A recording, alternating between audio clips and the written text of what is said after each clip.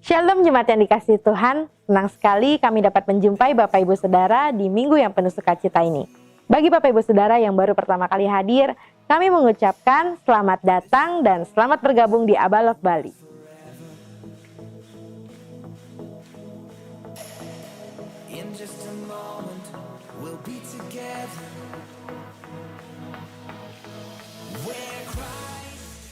Ibadah Abayu Teens diadakan setiap hari Sabtu Open Gate pada pukul 5 sore bertempat di lantai 3 Gereja Abalok.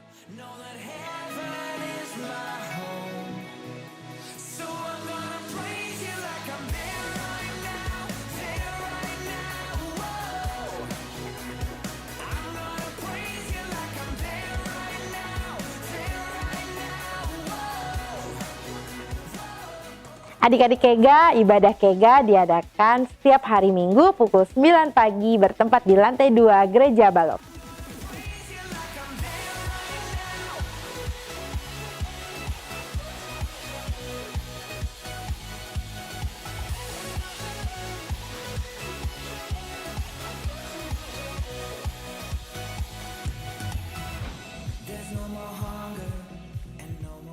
Bapak Ibu Saudara, jangan lupa tema kita tahun ini semakin kuat, semakin berdampak. Kita sama-sama sudah merenungkan tentang makna kematian dan kebangkitan Kristus. Mari kita bersama-sama merenungkan kebenaran firman Tuhan agar itu menjadi gaya hidup untuk kita. Oleh karena itu, kami mengajak Bapak Ibu Saudara untuk hadir pada ibadah onsite setiap hari Minggu pukul 9 pagi bertempat di lantai 3 Gereja Abalok.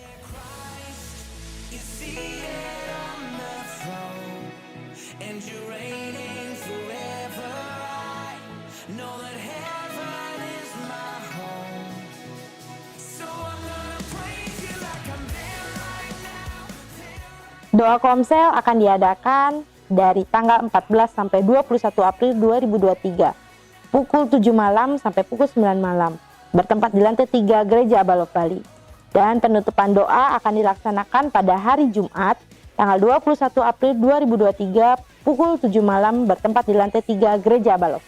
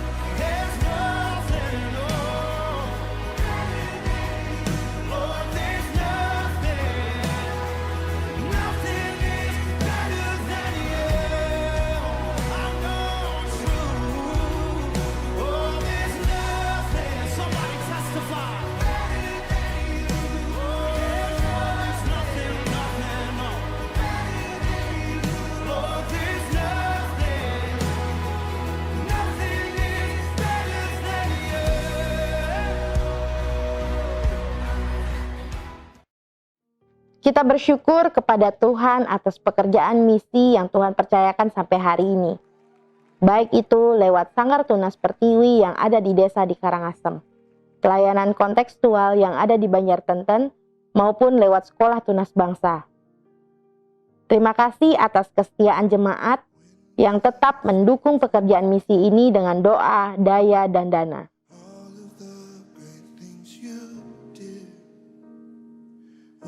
I throw away faith for the impossible?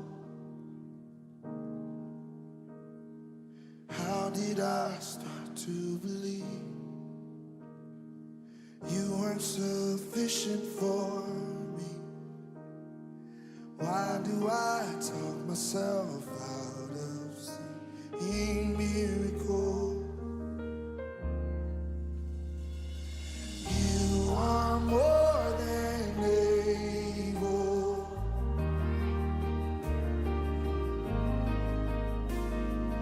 You are more than able. You are. You are more than able. Yeah. Mari tetap setia menabur untuk kerajaan Allah melalui janji iman misi di tahun 2023 dengan mengisi kartu janji iman misi yang bisa Bapak Ibu Saudara dapatkan di Aser. Demikianlah Abad News Update minggu ini. Kami mengucapkan selamat hari Minggu, Tuhan Yesus memberkati.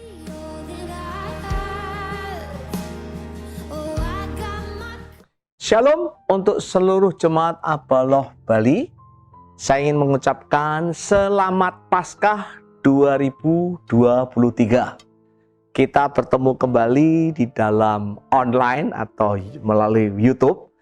Hari ini kita akan berbicara dengan tema yang sangat khusus, yaitu kemuliaan dalam penderitaan.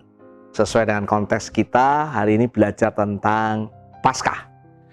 Saya ingin mengingatkan, tahun ini kita punya tema yang sangat spesial, yaitu semakin kuat, semakin berdampak, getting stronger, bigger impact. Tentunya ketika saya berbicara tentang Paskah, saya ingin mengingatkan pada setiap kita bahwa kita terus akan berfokus dengan apa yang kita belajar bersama-sama. Kita terus berfokus untuk mencapai apa yang Tuhan taruh di dalam hati para pendiri Jemaat Abaloh, founding father, juga kita, para penatua di Denpasar ini. Ingat, kita selalu mau mendorong seluruh jemaat terus mencapai visi, misi, dan nilai-nilai Abaloh. Kita ingin terus menghadirkan kerajaan Allah dalam setiap bidang kehidupan kita. Tentunya melalui 3 hal, menjadi murid, dibangun dalam komunitas, dan kita memancarkan gerakan kasih Bapak Surgawi, melakukan pekerjaan misi untuk kita memuridkan, untuk kita menjangkau orang-orang di sekitar kita. Nilainya adalah hamba dalam kasih Kristus. Kemuliaan dalam kematian, tema Paskah kita. Ada beberapa ayat yang ingin saya bacakan, khususnya di dalam kitab Filipi 2 ayat 5 sampai 11. Saya minta maaf ya kalau ayatnya panjang supaya kita dapat prosesnya. Hendaklah kamu dalam hidupmu bersama menaruh pikiran dan perasaan yang terdapat juga dalam Kristus Yesus, yang walaupun dalam rupa Allah tidak menganggap kesetaraan dengan Allah itu sebagai milik yang harus dipertahankan, ayat 7, melainkan telah mengosongkan dirinya sendiri dan mengambil rupa seorang hamba dan menjadi sama dengan manusia. Dan dalam keadaan sebagai manusia, ia telah apa? Ia telah merendahkan diri dan taat sampai mati, bahkan sampai mati di kayu salib. Ayat yang ke-9 berkata demikian, itulah sebabnya Allah sangat meninggikan dia dan mengaruniakan kepadanya nama di atas segala nama, supaya dalam nama Yesus bertekuk lutut segala yang ada di langit, satu, yang ada di atas bumi dan yang ada di bawah bumi, dan segala lidah mengaku Yesus Kristus adalah Tuhan bagi kemuliaan Allah Bapa. Ada 2 hal yang saya bisa simpulkan dari pembacaan Filipi 2, 5-11 ini. Yang pertama, Yesus yang adalah Allah telah menjadi manusia, mengosongkan diri menjadi manusia, dan bukan hanya mengosongkan diri menjadi manusia, dia menjadi hamba, doulos, dan hamba yang mati di kayu salib. Di kayu salib, di dalam kehinaan, di dalam penderitaan. Yang kedua, Allah meninggikan atau memuliakan pribadi yang sama, Yesus. Yesus adalah Tuhan, disebut Kurios, penguasa satu-satunya. Hebat ya, di situ ada 3 hal yang disebut. Langit, di bawah bumi, dan di atas bumi. Yang menarik ya. Artinya apa? Yesus sebagai penguasa alam semesta. 1, Yesus mengalami kehinaan, mati kayu salib. Kedua, dia dipermuliakan Allah. Itu yang ingin saya sampaikan dalam message. Kita belajar tentang message atau berita Paskah, yaitu kemuliaan dalam kematian. Bapak Ibu Saudara sekalian yang di rumah, izinkan saya berbicara tentang yang namanya kematiannya. atau ketika dia disalibkan pada, kalau kita merayakan hari Jumat Agung. Apa yang Alkitab ingatkan dalam proses ini? Seperti saya katakan, saya akan berbicara dua hal di dalam kematiannya. Kematian di mana? Di kayu salib. Kenapa? Karena Yesus adalah Allah, dia mengosongkan dirinya menjadi manusia, oke? Manusia bukan sembarang manusia, tapi jadi hamba yang paling hina, dulos, dan hamba yang mati di kayu salib. Di kayu salib. Pertanyaannya, salib itu artinya apa? Salib adalah bagi orang yang tidak layak hidup dan tidak layak mati, itu disalibkan. Salib itu bukan kematian cepat. Salib itu kematian yang dibuat sangat menderita. Salib itu membuat seseorang menderita, mati pelan-pelan, MPP ya. Artinya kalau orang disalib, dia tidak layak hidup dan tidak layak mati, dibuat setengah mati. Jadi kematian Yesus di kayu salib itu penderitaan yang mengerikan. Manusia yang disalib itu dibuat sedemikian menderita. Tidak boleh cepat-cepat mati, ya toh? Nah, kita juga tahu salib itu sebuah perwujudan, sebuah ekspresi menyatakan bahwa manusia yang disalib sudah terkutuk, pendosa besar. Makanya dibuat menderita tadi. Dan kalau kita berkata, oh salib itu adalah kemuliaan, adalah apa? Salib itu adalah tanda cinta kasih Allah pada kita. Orang dunia ngomong, wah kalau tandanya seperti itu adalah kebodohan. Buat orang dunia, salib adalah kebodohan. Buat orang Yunani, salib adalah kebodohan. Ya, buat orang Yunani, salib itu kriminal. Mengerikan sekali loh ya. Nah, saya ingin mengingatkan Bapak Ibu Saudara sekalian, kalau kita bicara salib yang sudah kita peringati Jumat Agung atau 2 hari yang lalu.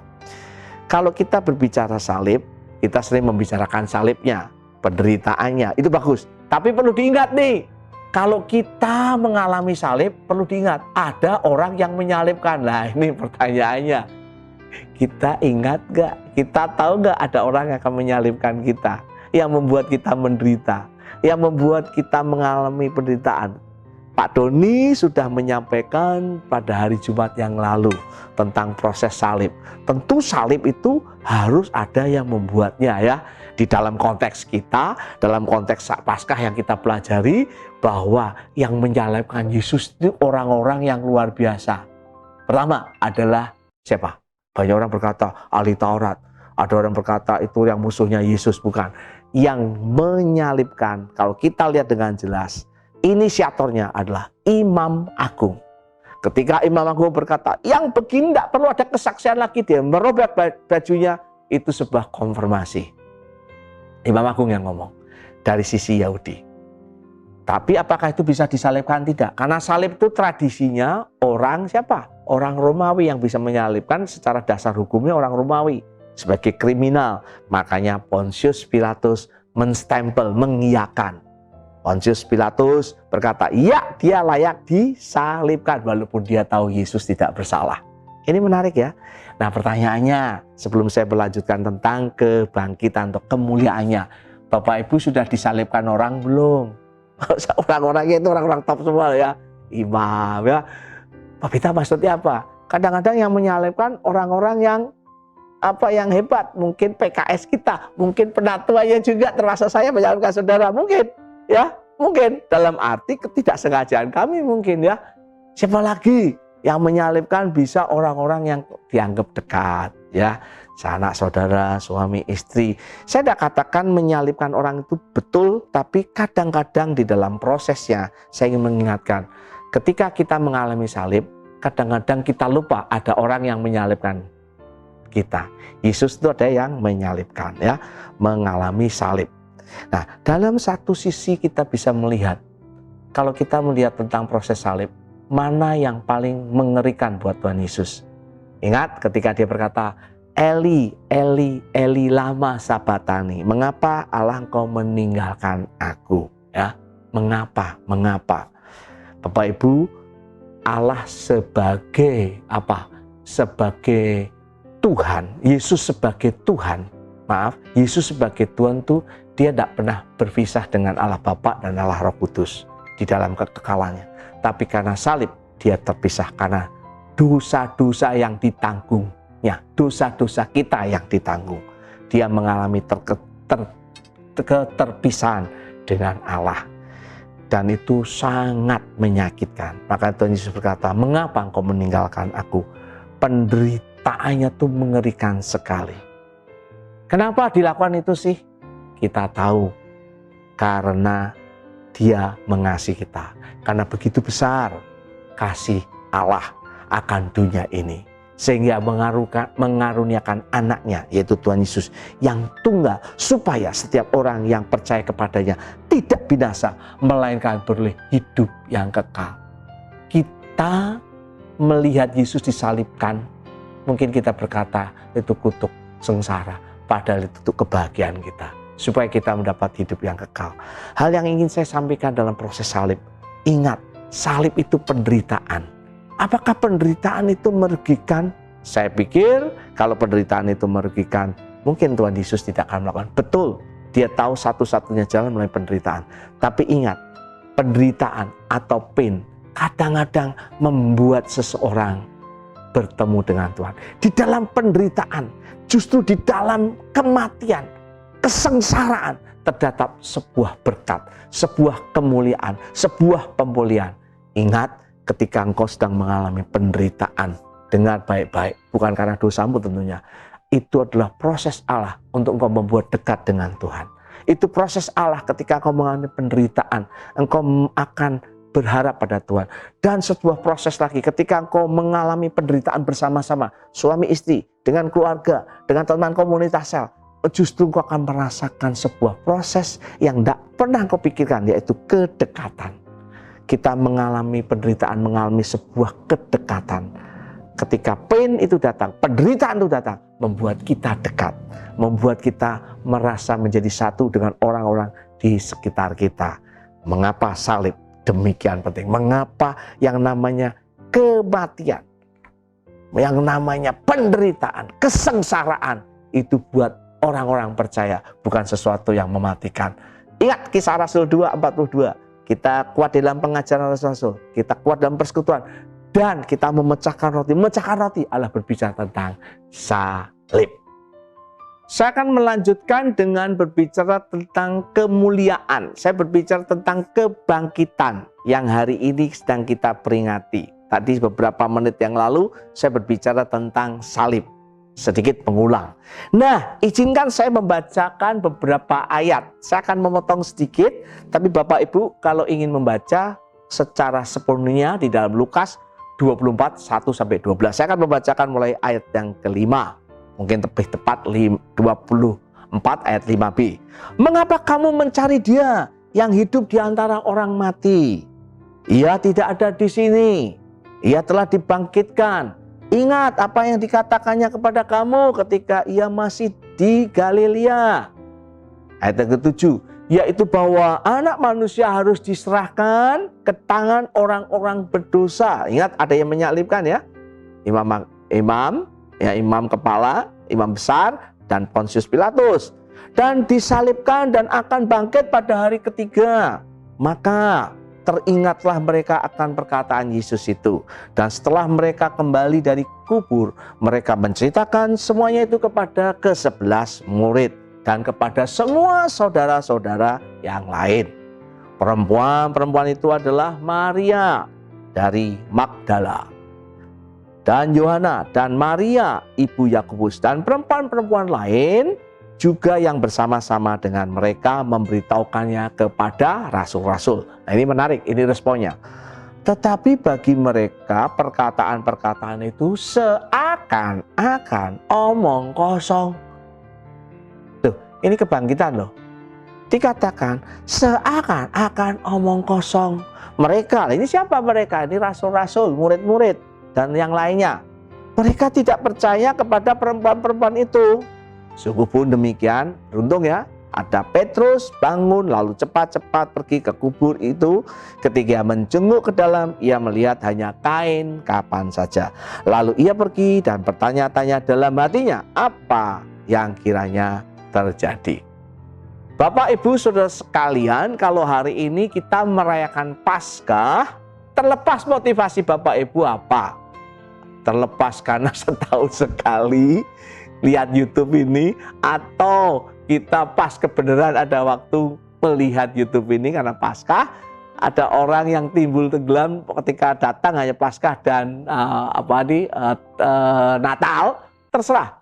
Saya kira lebih baik. Kenapa Bapak Ibu dengar Paskah, berita Paskah dengan hati sukacita, hati yang luar biasa, membandingkan dengan para murid-murid pada waktu itu dalam konteks dalam kurun waktu awalnya. Kenapa menarik? Ketika Tuhan Yesus ketahuan atau diketahui oleh para wanita, Maria tadi bangkit, ternyata menarik ketika mereka menceritakan pada para pemimpin, murid-murid, rasul-rasul, minus Yudas tentunya sudah meninggal, ternyata luar biasa. Mereka apa? Tidak percaya. Itu luar biasa loh. Tak percaya. Disebut omong kosong. Kalau kita selidiki lagi, mereka bahkan tidak sadar kalau bangkit, ya. Bahkan bukan tidak sadar, mereka lupa bahwa Tuhan Yesus sudah berjanji akan bangkit. Yang paling parah ya tidak percaya itu. Saya mengingatkan kadang-kadang karena kebiasaan kita merayakan Paskah, mungkin kita ikut Paskahnya dengan hati yang sukacita, bergembira. Tapi kadang-kadang kita kehilangan makna, lupa makna Paskah yang sebenarnya. Lupa janji-janji Tuhan tentang Paskah sebenarnya. Lupa bahkan tidak percaya di dalam Paskah ada sesuatu. Apa? Adalah kemuliaan di dalam kematiannya. Di dalam kebangkitannya itu ada sesuatu yang sudah diberikan. Kebangkitan berbicara tentang kemuliaan Allah.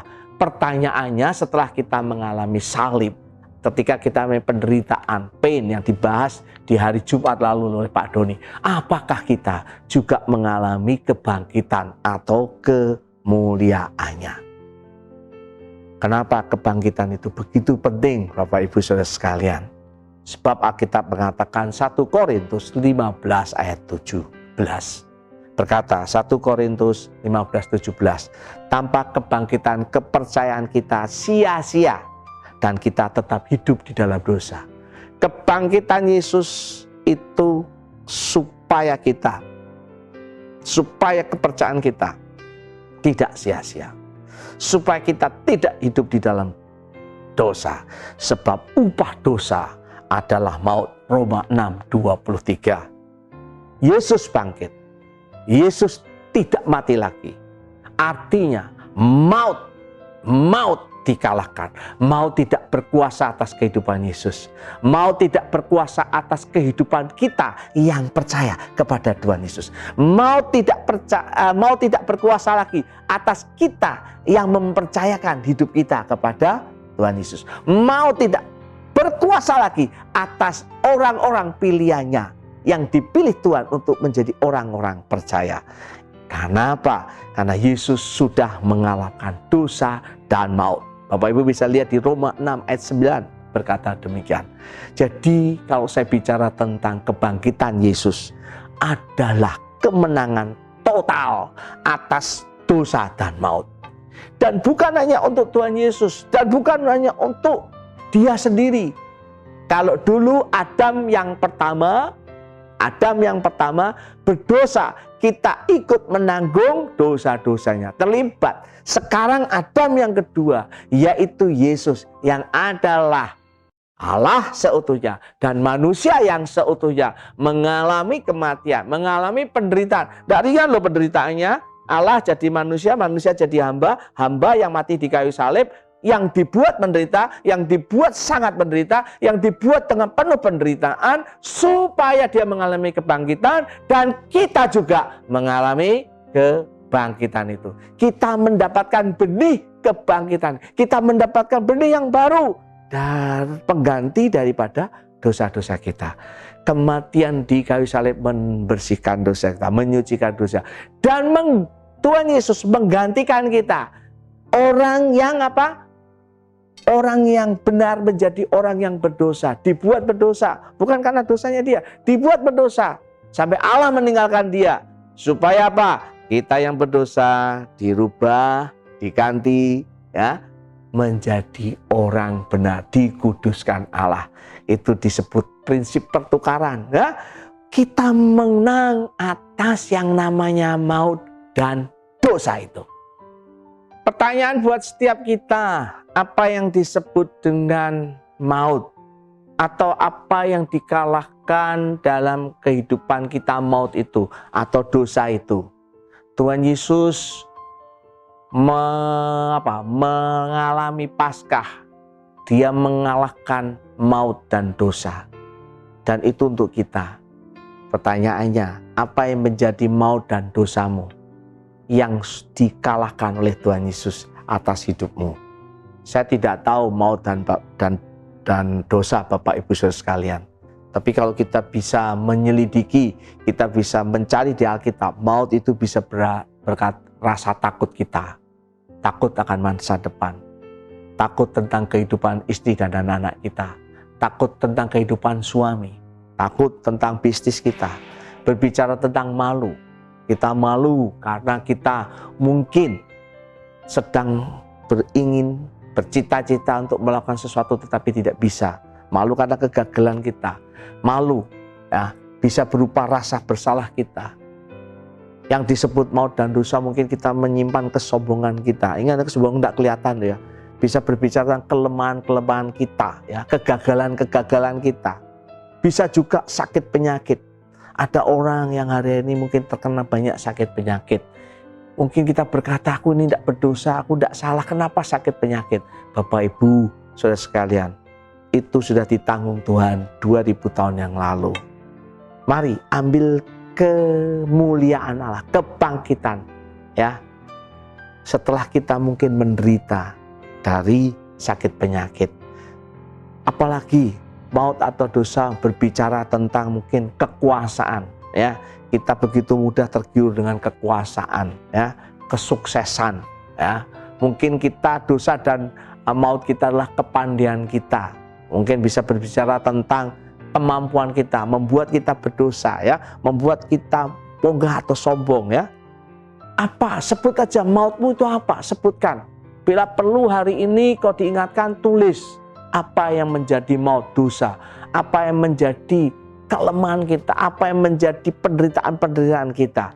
Ingat, Paskah itu artinya bangkit. Paskah artinya menang atas dosa dan maut. Saya tidak tahu apa yang menjadi pergumulan Bapak Ibu. Izinkan Paskah yang kita rayakan juga membawa kemenangan atas yang sedang kita hadapi. Saya dengan istri saya punya pergumulan. Saya dengan keluarga saya punya pergumulan. Saya dengan teman-teman pemuritan, kami ada beberapa kelompok pemuritan, ada beberapa pergumulan. Ya, saya dengan penatua juga ada beberapa proses, kita sedang bergumul, berdoa, walaupun dalam konteksnya adalah pelayanan. Semua orang punya prosesnya. Pertanyaannya, apakah kita mau mengalami kemenangan itu? Apakah kita mau mengalami kemuliaan itu di dalam kematian kita? Kita mengalami kemuliaan di dalam proses salib itu. Saya percaya bahwa kebangkitan kita, kemuliaan yang kita terima menjadi dasar kehidupan yang penuh kemenangan bersama Tuhan Yesus berikutnya. Ketika kita mengalami satu kemenangan, kalau kita akan punya iman membangun kemenangan berikutnya. Kita akan mengetahui bahwa sebuah proses, kita sadar bahwa semua proses yang namanya penderitaan, yang namanya mungkin kematian, ingat akan berakhir kepada kemuliaan, berakhir dengan kemenangan. Karena apa? Karena Tuhan Yesus memberikan contoh, Tuhan Yesus memberikan teladan. Saya ingin membuat proses ini lebih simpel, ya. Di dalam proses kita yang namanya penderitaan, yang namanya kematian, masalah selalu ada. Ingat, di ujungnya yang lain adalah sebuah kemuliaan, kemenangan. Saya masih ingat ketika saya dulu baru bertobat, ya, saya ketika memberitakan Injil kepada orang tua saya, kakak-kakak saya ini agak dicemooh, agak dihina, ya, diledek. Kamu begini ini paling-paling cuma berapa bulan. Mengalami yang namanya cemooh, hinaan, ya, dipermalukan. Tapi saya bersyukur ketika waktu itu saya berbantah-bantah, bahkan menyerang mereka dengan Injil, ya. Kalau kamu tidak percaya Tuhan Yesus, kamu masuk neraka, bahasanya gitu. Tapi akhirnya justru menimbulkan perdebatan. Ketika saya menerima, saya hanya berkata bahwa saya percaya Tuhan Yesus itu adalah sebuah anugerah. Saya bersyukur. Beberapa tahun kemudian satu persatu mereka menerima Tuhan Yesus, satu persatu menjadi orang percaya. Saya masih ingat ketika saya tidak nyontek, ya, ketika saya memutuskan, ya, dulu biasa hidup nyontek, hidup dulu dengan cara sederhana, nyontek itu hal yang umum. Ketika saya belajar membangun proses tidak nyontek, bahkan sampai nilainya jelek, bahkan nilainya sampai turun karena dulu saya punya kebiasaan nyontek. Dan saya bersyukur di situ saya belajar tentang mati, ya, kematian. Dan kematian menderita penderitaan. Tapi penderitaan itu pasti berakhir. Dari proses tidak nyontek, akhirnya saya belajar integritas. Akhirnya saya belajar untuk mandiri. Dan saya bersyukur dalam proses itu saya punya nilai-nilai yang namanya integritas. Saya bersyukur di dalam kehidupan saya banyak mengalami yang namanya gonjang-ganjing, ya. Baik di dalam proses membangun keluarga, membangun hubungan suami istri, sekarang berjuang dengan keadaan untuk anak-anak kami yang menuju dewasa, bertemu dengan proses pelayanan yang tidak mudah. Saya banyak proses yang saya sebut kegagalan-kegagalan, ketidakberhasilan. Tapi saya bersyukur, justru di dalam demikianlah saya melihat kekuatan, saya melihat kasih karunia Allah yang bekerja. Justru ketika saya tidak sanggup, saya tidak bisa. Saya sering saksikan bagaimana berjuang dengan kondisi anak kami yang pertama. Kami berjuang dengan anak kami yang kedua yang sekarang lagi studi. Kami berjuang, bukan berarti mereka jahat, tidak, tapi ini perjuangan, ya. Bagaimana saya berjuang mungkin dengan tindakan-tindakan saya, dengan kebodohan-kebodohan saya, ya. Saya bersyukur justru ketika saya merasa tidak mampu, saya melihat ada tangan Tuhan yang kuat. Ingat, penderitaan membuat kita dekat. Dan hari-hari ini kami melihat bagaimana Tuhan menolong satu persatu. Ada yang namanya kemuliaan. Ada yang namanya kemenangan. Ya, saya melihat. Saya mau kasih tutup kesaksian supaya kita lebih jelas. Saya pernah mengalami yang namanya kegagalan sebagai pemimpin. Waktu itu saya di departemen misi. Kegagalan ini sebenarnya bisa ditolerir. Kenapa? Saya menjemput seseorang yang naik kapal dari Irian, ternyata kapalnya datang lebih cepat. Anginnya lebih cepat, ya. Datang jam 6, datang jam 5. Tapi waktu itu karena pagi hari, orang ini harus pulang sendiri. Kemudian karena kesalahan itu, saya sudah atur semua staf, tapi saya dievaluasi oleh para pemimpin dan tim bahwa saya tidak bertanggung jawab. Waktu itu saya didisiplin. Nah, didisiplin bukan sembarang disiplin. Saya pikir ini cara Tuhan. Cara Tuhan saya tidak memimpin departemen misi lagi. Saya masih ingat salah satu staf saya yang saya kasih tugas itu sampai dia menangis. Dia berkata, Tuhan salah saya, bukan salahnya Kak Beta. Tidak. Saya waktu itu punya proses gini. Saya percaya kegagalan saya akan menolong. Kalau saya punya banyak alasan, saya tidak melihat Tuhan sedang mengajar saya. Ya, saya belajar betul memberi respon yang baik. Puji Tuhan, dalam proses respon yang baik ini saya menemukan banyak hal. Saya bertemu dengan banyak orang yang mungkin gagal. Saya bertemu dengan orang yang mungkin putus harapan. Hari ini saya punya banyak kegagalan juga loh Bapak di luar ini. Tapi justru ketika saya melihat pertolongan Tuhan, kasih Tuhan, saya bisa bercerita bagaimana perasaan saya tadi, empati, ya, perasaan. Pain itu yang baik menolong kita mempunyai perasaan. Kalau Bapak Ibu pernah bangkrut, punya sensitivitas terhadap kebangkrutan, betul ya? Bapak Ibu mungkin punya pernah jatuh di dalam hubungan suami istri, Bapak Ibu punya kepekaan. Engkau pernah jatuh di dalam mungkin kuliah, ya, sedang belajar, atau ketika engkau sekolah, engkau akan punya kemampuan merasakan proses itu. Itulah yang saya sebut adalah kematian dalam kemuliaan.